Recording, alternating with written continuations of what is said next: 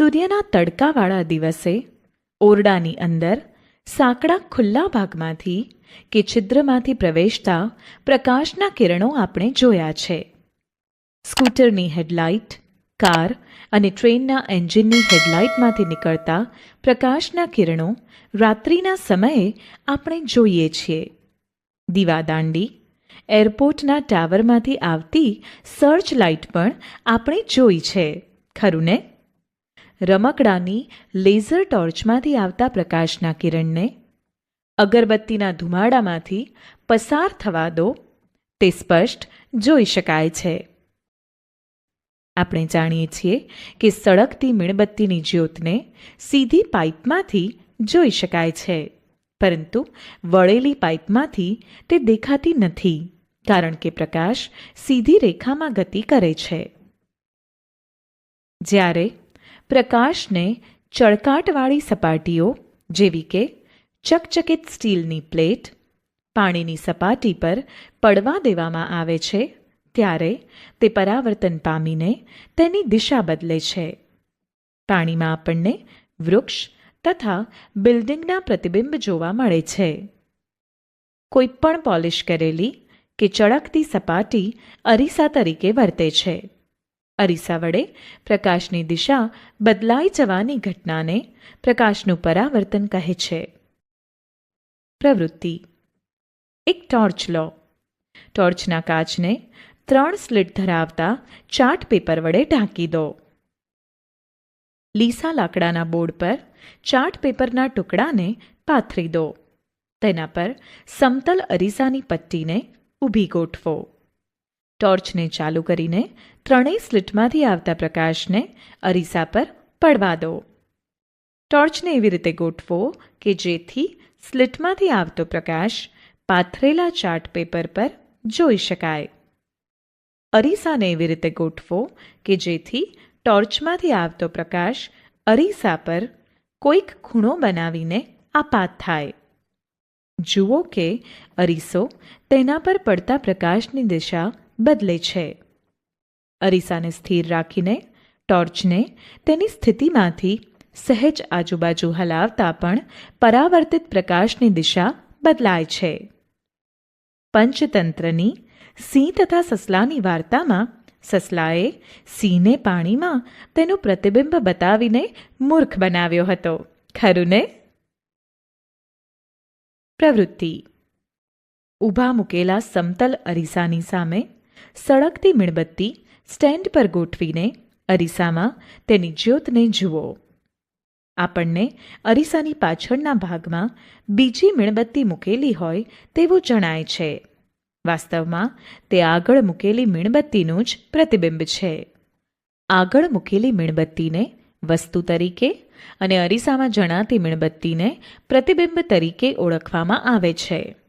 મીણબત્તીને અરીસાથી આગળના ભાગમાં જુદા જુદા સ્થાને ગોઠવતા તેનું પ્રતિબિંબ પણ સ્થાન બદલતું જણાશે. આ પ્રતિબિંબ સીધું, ટટ્ટાર ચત્તું તેમજ મીણબત્તીના પરિમાણનું જ હોય છે. અરીસાની આગળ તેમજ પાછળ પડદો ગોઠવતા તેના પર આપણને પ્રતિબિંબ મળતું નથી. પ્રવૃત્તિ: એક ચેસ રમવા માટેનું ચેસ બોર્ડ લો.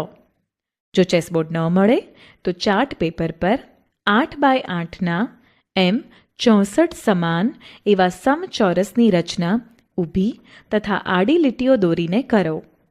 ચાર્ટ પેપરની મધ્યમાં રહેલી લીટીને જાડી કરવા માટે તેના પર ફરીથી બીજી કે બીજા રંગની લીટી દોરો. આ જાડી લીટી પર સમતલ અરીસાને ઊભો ગોઠવી દો. હવે કંપાસ પેટીમાં રહેલા પેન્સિલ છોલવા માટેના શાર્પનરને અરીસાથી ગણતરી કરવા ત્રીજા ચોરસની ધાર પર ગોઠવો. અરીસામાં દેખાતા શાર્પનરના પ્રતિબિંબને જુઓ. હવે શાર્પનરને અરીસાથી દૂર ચોથા ખાનાની ધાર પર ગોઠવીને તેના પ્રતિબિંબને જુઓ. તમારા અવલોકનોની નોંધ કરો. વસ્તુ અરીસાથી જેટલા અંતરે હોય છે તેટલા જ અંતરે વસ્તુનું પ્રતિબિંબ મળે છે. પ્રવૃત્તિ: સમતલ અરીસાની નજીક તેની સામેના ભાગમાં ઊભા રહીને તમારું પોતાનું પ્રતિબિંબ જુઓ. હવે તમારો ડાબો હાથ ઊંચો કરો. તમારા પ્રતિબિંબનો કયો હાથ ઊંચો થયેલો દેખાય છે? હવે તમારા જમણા કાનનો સ્પર્શ કરો. તો પ્રતિબિંબમાં તમારા કયા કાનનો સ્પર્શ થતો દેખાય છે? કાળજીપૂર્વક નિરીક્ષણ કરજો. હા, તમને જણાશે કે સમતલ અરીસાના પ્રતિબિંબના કિસ્સામાં તમારા શરીરનો જમણો ભાગ એ પ્રતિબિંબમાં ડાબો ભાગ બની જાય છે. તે જ રીતે તમારો ડાબો ભાગ એ અરીસામાંના પ્રતિબિંબનો જમણો ભાગ બને છે. અહીં ખાસ નોંધ કરો કે માત્ર બાજુઓ જ ઉલટાય છે. પ્રતિબિંબ ઊંધું થઈ જતું નથી. કાગળના ટુકડામાં સ્કૂલ લખીને તેને અરીસાની સામે ધરીને મૂકો. જુઓ કે પ્રતિબિંબમાં તે નામ ઊંધું દેખાય છે.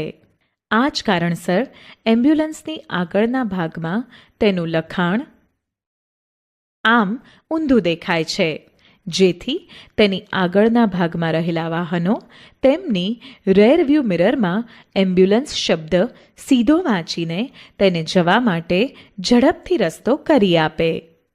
કાર કે સ્કૂટરના સાઇડ મિરરમાં પાછળના ભાગમાં રહેલી બધી જ વસ્તુઓ તેના પરિમાણ કરતાં નાની જણાય છે, કારણ કે તે સમતલ અરીસો ન હોતા બહિર્ગોળ પ્રકારનો અરીસો હોય છે.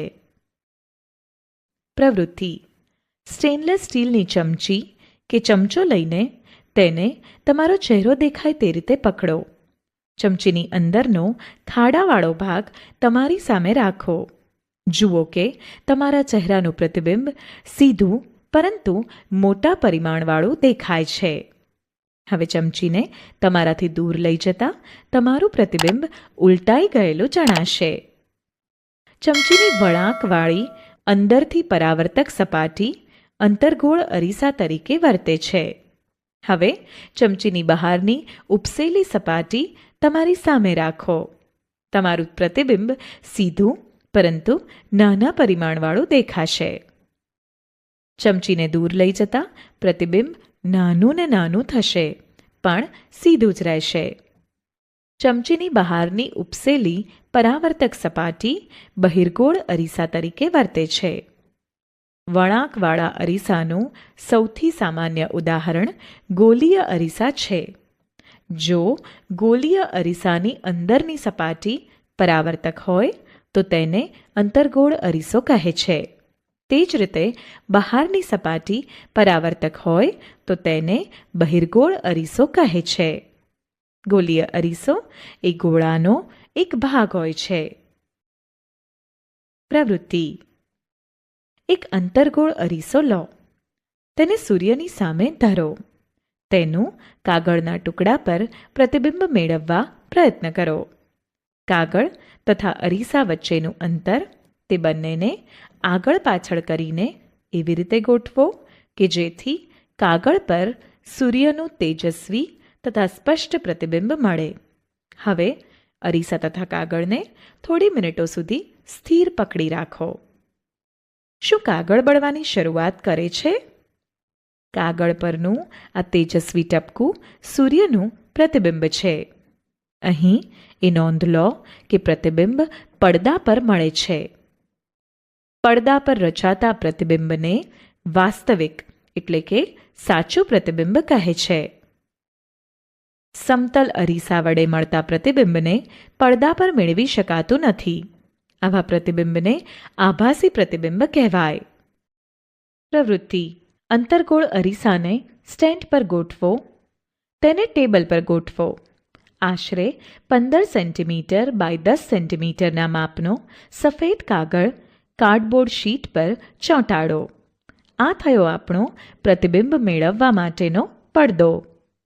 અરીસાથી આશરે 50 સેન્ટીમીટર દૂર ટેબલ પર સળગતી મીણબત્તી ગોઠવો. પડદાને આગળ પાછળ ખસેડીને તેના પર મીણબત્તીની જ્યોતનું સ્પષ્ટ પ્રતિબિંબ મેળવો. હવે મીણબત્તીને અરીસાની નજીક ક્રમશઃ લાવીને મળતા પ્રતિબિંબનું અવલોકન કરીને તેને કોષ્ટકમાં નોંધો. અવલોકનો દર્શાવે છે કે અંતર્ગોળ અરીસા વડે મળતું પ્રતિબિંબ વસ્તુના પરિમાણ કરતાં નાનું કે મોટું બની વાસ્તવિક અથવા આભાસી હોઈ શકે છે. આંખ, કાન, નાક, ગળાની તપાસ કરતા ડૉક્ટર તેમજ દાંતના ડૉક્ટર પણ અંતર્ગોળ અરીસાનો ઉપયોગ કરતા હોય છે. ટોર્ચ, કાર તથા સ્કૂટરની હેડલાઇટના પરાવર્તક પણ અંતર્ગોળ આકારના હોય છે. પ્રવૃત્તિ: અંતર્ગોળને બદલે હવે બહિર્ગોળ અરીસો વાપરીને પ્રવૃત્તિનું પુનરાવર્તન કરતા જણાશે કે તેમાં આપણને પડદા પર પ્રતિબિંબ મળી શકતું નથી, કારણ કે બહિર્ગોળ અરીસા વડે મળતા પ્રતિબિંબ વાસ્તવિક ન હોતા આભાસી હોય છે. તે અરીસામાં જ દેખાય છે તથા પ્રતિબિંબ સીધું જ હોય છે. વળી બહિર્ગોળ અરીસાથી મીણબત્તીને દૂર લઈ જતા અરીસામાં દેખાતું સીધું પ્રતિબિંબ ક્રમશઃ નાનું ને નાનું થતું જાય છે. વાહનોના સાઇડ મિરરમાં વપરાતા અરીસા બહિર્ગોળ પ્રકારના હોય છે, જે ઘણા મોટા પરિમાણમાં ફેલાયેલી વિસ્તૃત વસ્તુનું પ્રતિબિંબ આપે છે. આથી વાહન ચાલકને પાછળનો ટ્રાફિક જોવામાં મદદ મળે છે. સાયકલની ઘંટડીની પરાવર્તક સપાટી બહિર્ગોળ છે, ખરું ને? મેગ્નિફાઇંગ ગ્લાસનો ઉપયોગ ખૂબ જ નાના અક્ષરોને વાંચવા માટે થાય છે. મેગ્નિફાઇંગ ગ્લાસ એ વાસ્તવમાં લેન્સનો પ્રકાર છે. ચશ્મા, ટેલિસ્કોપ, માઇક્રોસ્કોપ વગેરેમાં લેન્સનો બહોળો ઉપયોગ થાય છે. જે લેન્સ કિનારીના ભાગ કરતાં વચ્ચેના ભાગમાં જાડા હોય છે તેમને બહિર્ગોળ લેન્સ કહે છે. વળી જે લેન્સ કિનારી કરતાં વચ્ચેના ભાગમાં પાતળા હોય તેમને અંતર્ગોળ લેન્સ કહે છે. લેન્સ એ પારદર્શક રચના છે, માટે તેમાંથી પ્રકાશ પસાર થઈ શકે છે. પ્રવૃત્તિ: પૂરતા સૂર્યપ્રકાશવાળા દિવસે બપોરના ભાગે ખુલ્લામાં એક હાથમાં બહિર્ગોળ લેન્સ એટલે કે મેગ્નિફાઇંગ ગ્લાસ રાખીને તેની નીચે કાગળનો ટુકડો ગોઠવો. કાગળના ટુકડા પર પ્રકાશિત ટપકું મેળવવા લેન્સને સહેજ આગળ પાછળ ખસેડો. જ્યારે પ્રકાશિત ટપકું ખૂબ જ નાનું બને ત્યારે થોડીવાર તેમને તેમ બંનેને પકડી રાખો અને જુઓ કે કાગળ બળવાની શરૂઆત કરે છે. સામાન્ય રીતે વરસાદ પડી ગયા પછી જ્યારે આકાશમાં સૂર્ય નીચેના ભાગમાં હોય ત્યારે મેઘધનુષ્ય દેખાય છે. મેઘધનુષ્યમાં જણાતા મુખ્ય 7 રંગો લાલ, નારંગી, પીળો, લીલો, વાદળી, ભૂરો તથા જાંબલી છે. સાબુના ફૂલાવેલા પરપોટાની સપાટી પર પણ રંગો જણાય છે. વળી કોમ્પેક્ટ ડિસ્કની સપાટી પરથી પરાવર્તન પામતા પ્રકાશમાં પણ જુદા જુદા રંગો દેખાય છે. પ્રવૃત્તિ: કાચનો પ્રિઝમ લો. અંધારા ઓરડામાં નાના છિદ્રમાંથી આવતા સૂર્યપ્રકાશના સાંકડા કિરણદંડને તેની એક સપાટી પર આપાત કરો. પ્રિઝમની બીજી બાજુમાંથી આવતા પ્રકાશને કાગળના સફેદ પૂંઠા પર કે સફેદ દિવાલ પર પડવા દો. તમને મેઘધનુષ્ય જેવા જ 7 રંગો સ્પષ્ટ જણાશે, જે દર્શાવે છે કે સફેદ જણાતો સૂર્યપ્રકાશ 7 રંગોનું મિશ્રણ છે. પ્રવૃત્તિ: આશરે 10 સેન્ટીમીટર વ્યાસવાળી કાર્ડબોર્ડની ગોળાકાર તકતી લો. આ તકતીને તેના કેન્દ્રમાંથી પસાર થતી રેખાઓ વડે 7 વિભાગમાં વહેંચી દો. તેમાં મેઘધનુષ્યમાં જોવા મળતા 7 રંગ પૂરો. તમે આ વિભાગો પર રંગીન કાગળ પણ ચોંટાડી શકો છો. તકતીના કેન્દ્ર પર નાનું છિદ્ર પાડો.